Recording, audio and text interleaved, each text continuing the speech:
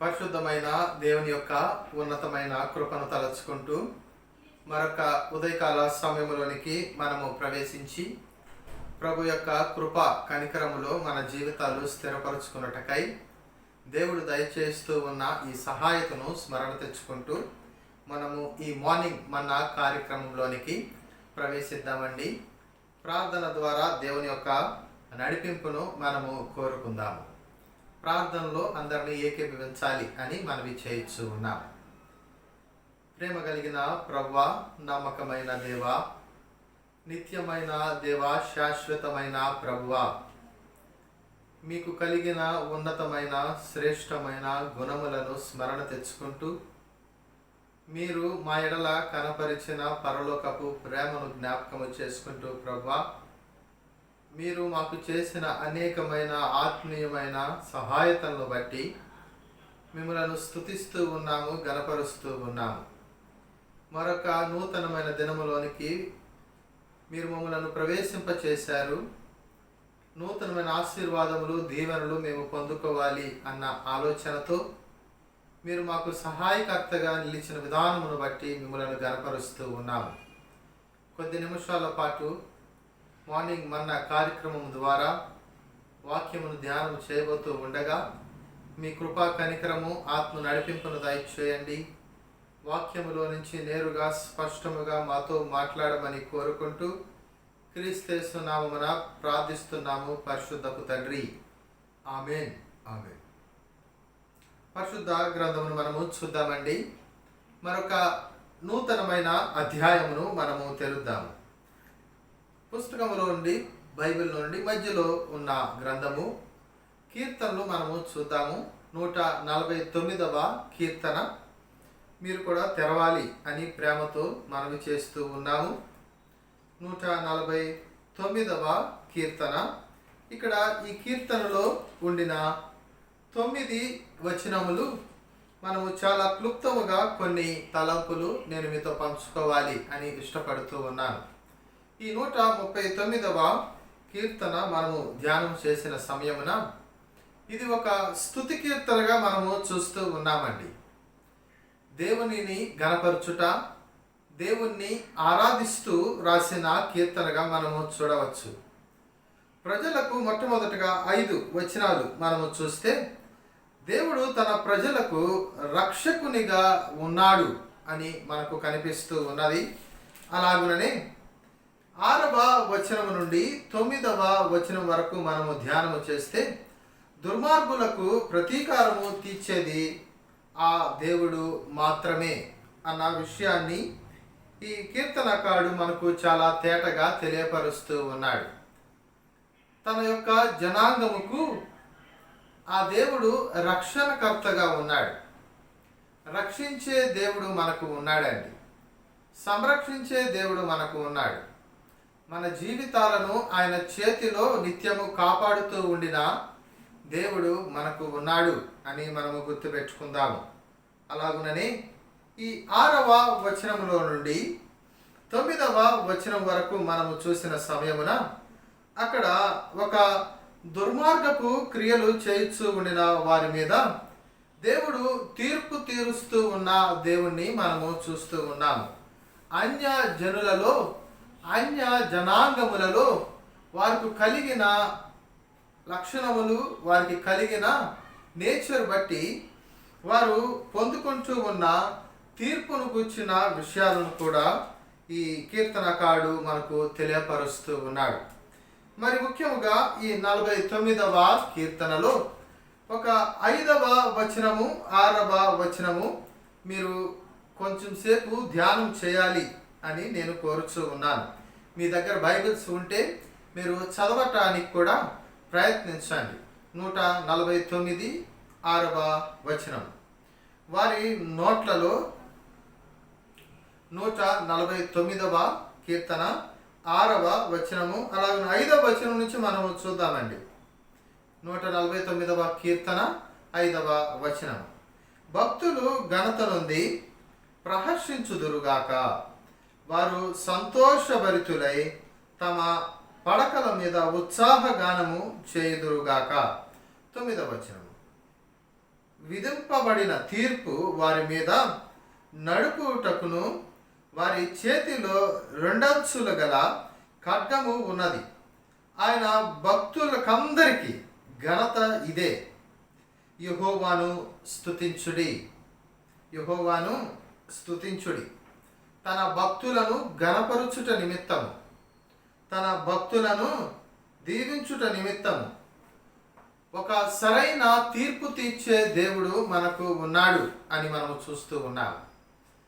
ఆయన ఎవరినైతే రక్షించుకొని ఉన్నాడో, ఎవరిని అయితే విమోచించుకొని ఉన్నారో, తన పరిశుద్ధమైన రక్తము చేత కడగబడిన జనాంగము కొరకు ఆయన మరలా వచ్చి తీర్పు తీరుస్తూ ఉన్నాడు. అన్య జనాంగము మధ్య, అన్యుల మధ్య మనము కూడా జీవిస్తూ ఉన్నాము. ఆయన యొక్క రెండవ రాకడలో మనందరము వేరయ్యే దినాలు వస్తూ ఉన్నవి. ఈ లోకముతో మనము ఇంకను ఉండము, ఈ ప్రజలతో మనము ఉండము. ఈ ప్రజలు మనకు ఎటువంటి ఉపకారము చేయనే లేదు, ఈ లోకము కూడా మనకేమీ చేయలేదు. కానీ ప్రభువు మన రక్షణ నిమిత్తము తన ప్రాణమును ఆ సిలువలో చిందించాడు, ఆ సిలువలో తన ప్రాణమును దారపోశాడు. అటువంటి పరిశుద్ధమైన అర్పణ మన కొరకు ప్రభువు చేసి మనలను ఆయన రక్షించుకొని ఉన్నాడు. ఎక్కడి నుండి? పౌలు అంటూ ఉన్నాడు కదా, ఈ లోకములో నుండి నన్ను రక్షించుకున్నాడు, ఈ జనాంగములో నుండి నన్ను రక్షించుకున్నాడు. ఈ లోకము బహుఘోరమైన పాపముతో ఉన్న సమయమున ఆ ప్రభువు నన్ను చూసి కృప చూపించి నన్ను రక్షించుకున్నాడు. అలాగుననే మనల్ని కూడా రక్షించుకోవటానికి ఆ ప్రభు రాబోతూ ఉన్నాడు. మనకు అలా అందరికీ తీర్పు తీర్చడానికి కూడా ఆ ప్రభువు వస్తూ ఉన్నాడు అని మనం చూస్తూ ఉన్నాము. దేవుని యొక్క భక్తులు ఏ విధముగా ఉండాలి, దేవుని యొక్క భక్తులు చేయవలసిన కొన్ని పనులు ఏమిటి అన్న అంశము మీద కీర్తనకాడు ఒక మంచి మాటలు తెలియపరుస్తూ ఉన్నాడండి. తనను వెంబడించే జనాంగం, దేవుణ్ణి వెంబడించే ప్రజలు, దేవుని రక్షకుడిగా అంగీకరించి ఆయన యొక్క పరిశుద్ధమైన మార్గములో నడుస్తూ ఉన్న జనాంగము ఏ విధముగా ఉండాలి, తన ప్రియమైన పిల్లలు, తన ప్రియమైన భక్తులు ఎటువంటి ప్రవర్తన కలిగి వారు బ్రతకాలి అన్న విషయాన్ని ఈ కీర్తనకారులు అనేకమైన కీర్తనలు చాలా స్పష్టంగా తెలియపరుస్తూ ఉన్నారు. మరి ముఖ్యముగా 30వ కీర్తన మనము చూద్దాము. దావీదు రాసిన కీర్తన 30వ సంకీర్తన 4వ వచనము మనము చూస్తూ ఉన్నాము. యెహోవా భక్తులారా ఆయనను కీర్తించుడి, ఆయన పరిశుద్ధమైన జ్ఞాపకార్థ నామమును బట్టి ఆయనను స్తుతించుడి, ఆయన యొక్క నామమును బట్టి ఆయన్ని స్తుతించుడి అని అంటూ ఉన్నారండి. కీర్తనకారులు అనేకమైన దావీదు కీర్తన ఏమిటి, మోషే, సొలొమోను, కోరాహు కుమారులు వీరందరూ రాసిన కీర్తనలో ఎక్కువ శాతం భక్తులు ఆయనను స్తుతిస్తూ ఉన్నవారిని, గణపరుస్తూ ఉన్నవారిని, అలాగనే ఆరాధిస్తూ ఉన్న భక్తులను మనము చూస్తూ ఉంటాము. ఈ దావీదు ఏమిటి, సొలొమోను కూడా, వీరు కూడా దేవుణ్ణి మీరు నిత్యము స్తుతించాలి, గణపరచాలి, కీర్తించాలి అన్న అంశమునే అనేకమైన కీర్తనలో మనకు చాలా చాలా దృఢముగా స్పష్టీకరిస్తూ ఉన్నారు. ఇక్కడ 30వ కీర్తన 4వ వచనం మనము చూస్తే దేవుణ్ణే కీర్తించాలి అని మనతో మాట్లాడుతూ ఉన్నారండి. ఆయనను కీర్తించుడి అంటూ ఉన్నాడు కదా. ఎవరు ఈయన? యెహోవా భక్తులారా. ఎవరంటే ఈయన యెహోవా. యెహోవాకు భక్తులు ఉన్నారు. యెహోవా చేత ఈ లోకము సృజింపబడి ఉన్నది. ఈ భూమి మీద నిండి ఉన్న అనేక మంది జీవరాశులు, మనుషులు ఆయన యొక్క భక్తులు. ఆయనను వెంబడించాలి, ఆయనను ఆరాధించాలి, ఆయనను గణపరచాలి, సేవించాలి, ఆయన నిత్యము స్తుతించాలి. ఎందుకు అనగా ఈ భూమిని సృజించిన సృష్టికర్త ఆ ప్రభువు. అలాగనే ఈ లోకములో చూస్తూ ఉన్న జీవము అన్నది ఆయన ద్వారా మాత్రమే మనము పొందుకొని ఉన్నాము. ఆయన జీవమును దయచేసిన జీవాధిపతి అని నిత్యము మనము స్మరించుకుంటూ ఉండాలండి. 47వ కీర్తన 7వ వచనంలో కూడా మనము చూస్తే అక్కడ ఒక మంచి మాటను మనము చూస్తూ ఉన్నామండి. 7వ వచనంలో దేవుడు సర్వభూమికి రాజై ఉన్నాడు, రమ్యముగా కీర్తనలు పాడుడి. ఎందుకని ఆయనను కీర్తించాలంటూ ఉన్నాడు? ఎందుకని ఆయనను ఆరాధించాలి? కోరహు కుమారులు ఈ కీర్తన రాస్తూ సర్వభూమికి దేవుడు ఆయన యేసుక్రీస్తు ప్రభువై ఉన్నాడు. యెహోవా తండ్రి దేవుడై ఉన్నాడు. సర్వభూమికి ఆయన దేవుడు. ఆయన చేత ఈ భూమి సృజింపబడి ఉన్నది. ఆయన వాక్కు చేత ఈ భూమి నిర్మాణములోనికి వచ్చి ఉన్నది. ఈ భూమి మీద జీవరాశులను మనము చూస్తూ ఉన్నాము కదా. వీరు అందరూ కూడా ఆయన సృజించిన సృష్టియే. అందు నిమిత్తము మనందరము ఆ దేవుణ్ణి మాత్రమే స్తుతించే వారముగా ఉండాలి. ఆ ప్రభువుని మాత్రమే కొనియాడే వారముగా ఉండాలి. ఆ దేవుణ్ణి మాత్రమే నిత్యము మనము ఆరాధించే వారముగా ఉండాలి. 48వ కీర్తన 1వ వచనము కూడా మనము ధ్యానం చేస్తే, మన దేవుని పట్టణమందు ఆయన పరిశుద్ధ పర్వతమందు యెహోవా గొప్పవాడును బహు కీర్తనీయుడునై ఉన్నాడు. ఏమంటండి? ఆయన బహు గొప్పవాడు, బహు కీర్తనీయుడు. ఆయన గొప్పవాడు. ఆయన పట్టణములో ఆయన గొప్పవాడు. పరలోకపు పట్టణములో ఆ ప్రభువు గొప్పవాడు. ఆ దేవుడు గొప్పవాడు. ఆయన కీర్తనీయుడు. ఆ ప్రభువు పూజనీయుడు. ఆ ప్రభువు ఆరాధనకు అర్హుడు. అందు నిమిత్తము నేను ఆయనను మాత్రమే కీర్తిస్తాను, ఆయనను మాత్రమే సేవిస్తాను. ఇహలోకములో మనము చూస్తే అనేకమైన జనాంగము వ్యక్తులను కీర్తించే వారిని చూస్తూ ఉంటామండి. అంత పెద్ద పొజిషన్స్లో ఉండిన వారిని నిత్యము కీర్తిస్తూ ఉంటారు. మంచి రాజకీయ నేతలను కొంతమంది కీర్తిస్తూ ఉంటారు. మన జీవితంలో గొప్ప ఉపకారం చేశారు, గొప్ప మేలు చేసిన వ్యక్తిని మనము నిత్యము కీర్తిస్తూ ఉంటాము.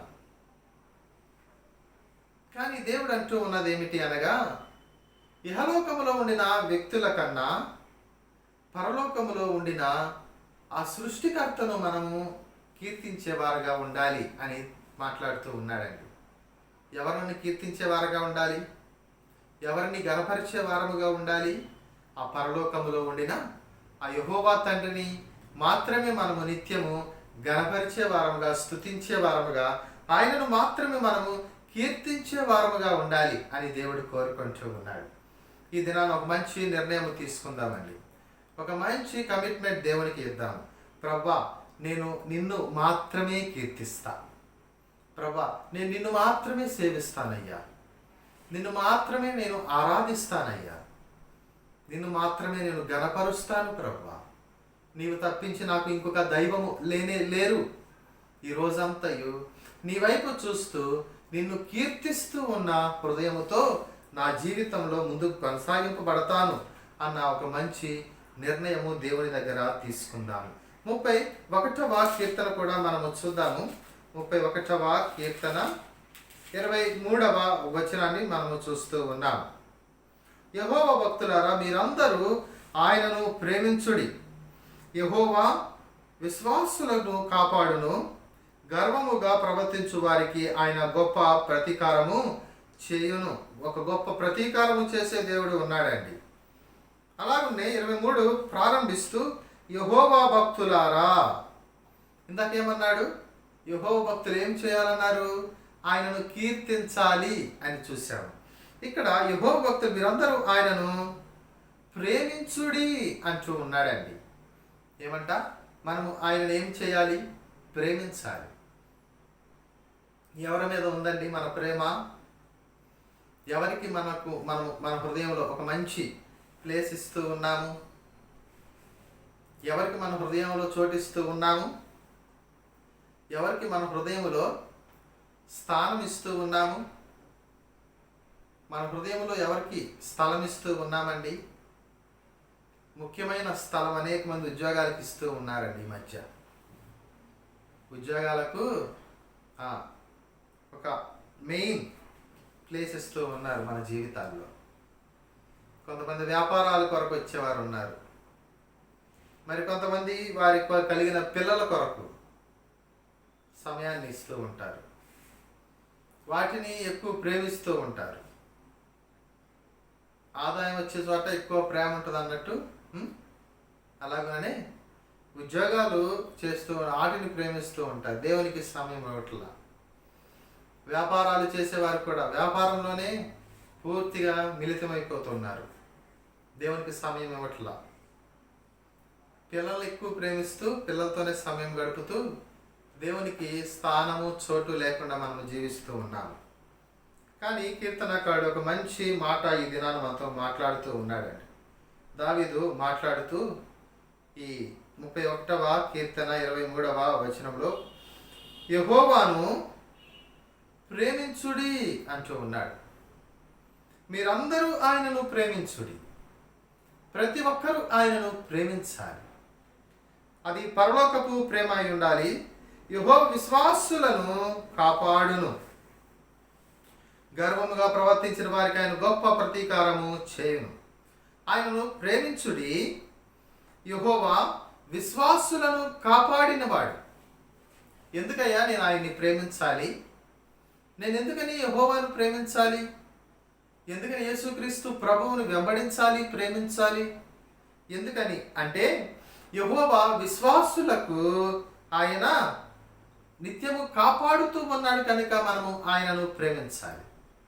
ఎవరిని కాపాడుతూ ఉన్నాడు?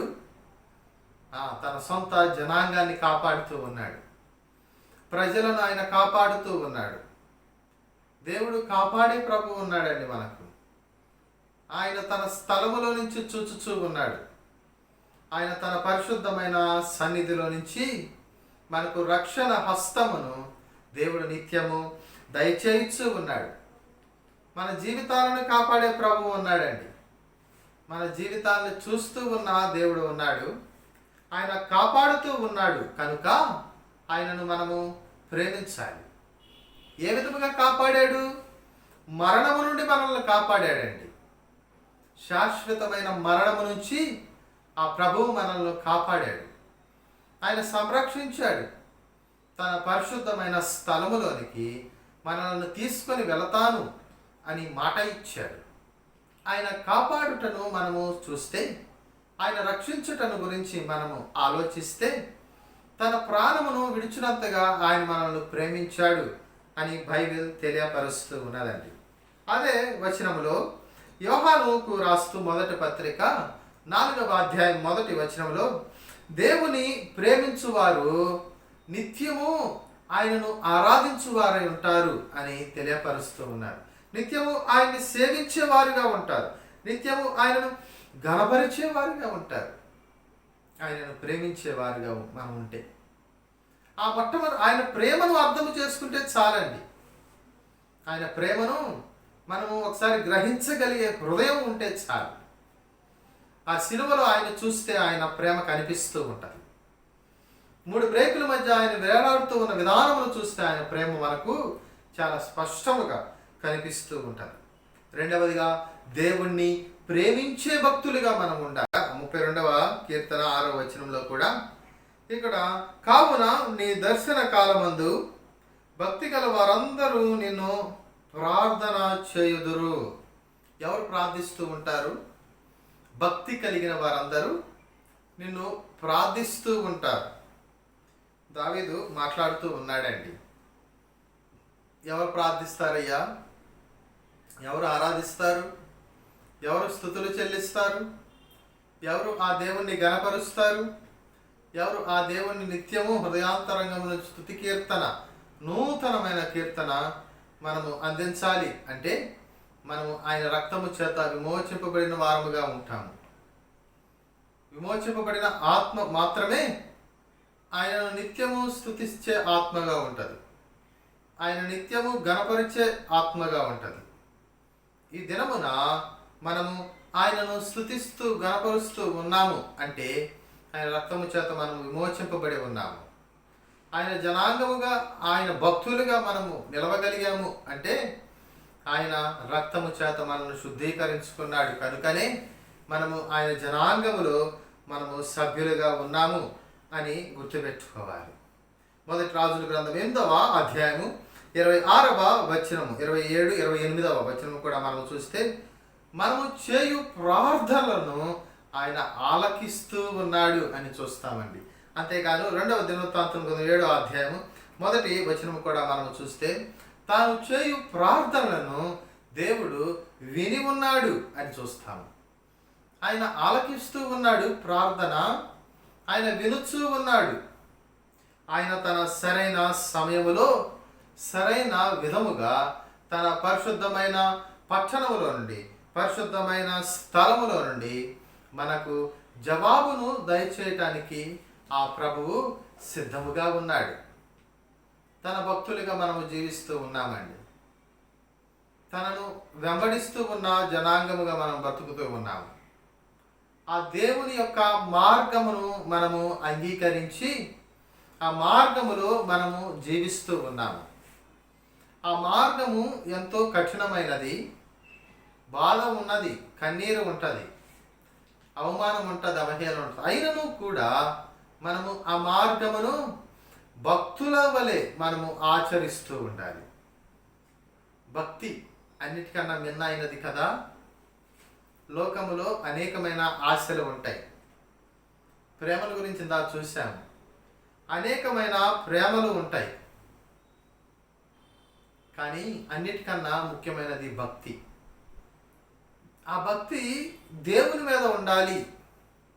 ఆ భక్తి నిజమైన రక్షకుని మీద ఉండాలి. ఆయనకు మనము భక్తుల వలె ఉండాలి. భక్తులు చేయవలసినది ఏమిటి? ఆ దేవుణ్ణి, ఆ ఉన్నతుడైన దేవుణ్ణి నిత్యము స్తుతించుటయే, ఆయనను నిత్యము గణపరచుటయే, ఆ దేవుణ్ణి నిత్యము మనము ఆరాధించుటయే. అది భక్తి. అది దేవుడు దయచేసినది. ఆ పరిశుద్ధాత్మ దేవుడి చేత నడిపింపబడుతూ ఉన్నది ఈ భక్తి అని గుర్తుపెట్టుకుందాం. మనం సొంత జ్ఞానముతో చేయటం లేదండి, సొంత ప్రణాళికలతో చేయటంలా భక్తి అనేది. లోకపరంగా ఏమైనా పనులైతే ఆలోచనతో, ప్రణాళికతో మనం మంచిగా ప్లాన్ చేసుకొని చేస్తామేమో, కానీ దేవుని ఆరాధించే విషయంలో, దేవుణ్ణి గణపరిచే విషయంలో, ఈ ఆత్మీయమైన సంబంధము కలిగిన ఈ పనులు అన్నీ, ఈ భక్తి ప్రవర్తన కూడా, ఇదంతయు దేవుని యొక్క పరిశుద్ధాత్మ నడిపింపును బట్టి జరుగుతూ ఉంటాయి. ఈ దినమున మనము ఉదయకాల సమయంలో మార్నింగ్ మన్నా ద్వారా దేవుణ్ణి వెంబడించుట ఎలాగో మనము చూస్తూ ఉన్నాము. భక్తిలో మనము ముందుకు ఏ విధంగా కొనసాగింపబడాలి అన్న అంశమును మనము ధ్యానం చేస్తూ ఉన్నామండి. మనం భక్తులుగా ఉన్నాము, చాలా సంతోషము. అయితే నేనేమి చేయాలి?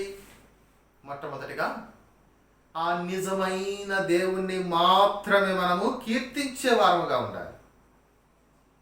కీర్తన 30వ కీర్తన 4వ వచనం, నిజమైన దేవుణ్ణి మాత్రమే మనము నిత్యము కీర్తించే వారముగా ఉండాలి. ఆయనను మాత్రమే స్తుతించే వారముగా, ఆ నిజమైన దేవుణ్ణి మాత్రమే ఆరాధించే వారముగా మనము ఉండాలి.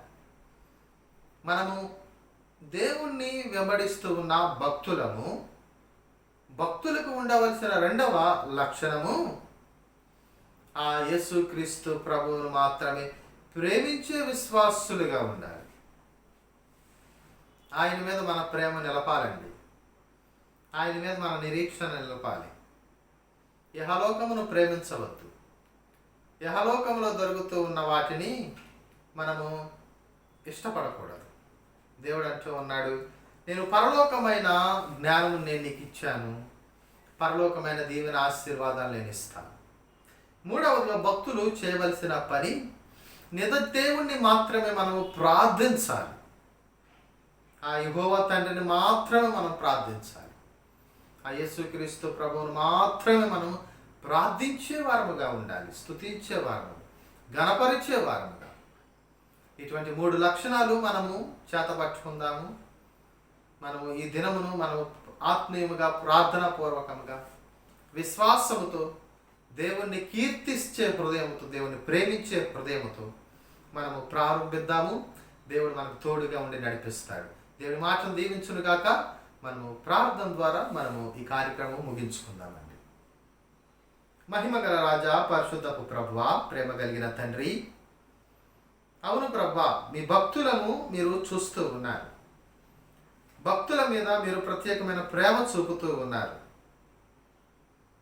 మీ ప్రియులను, మీ జనాంగమును, మీ ప్రజలను మీరు సహాయకర్తగా, రక్షణకర్తగా ఉంటూ ఉన్నారు.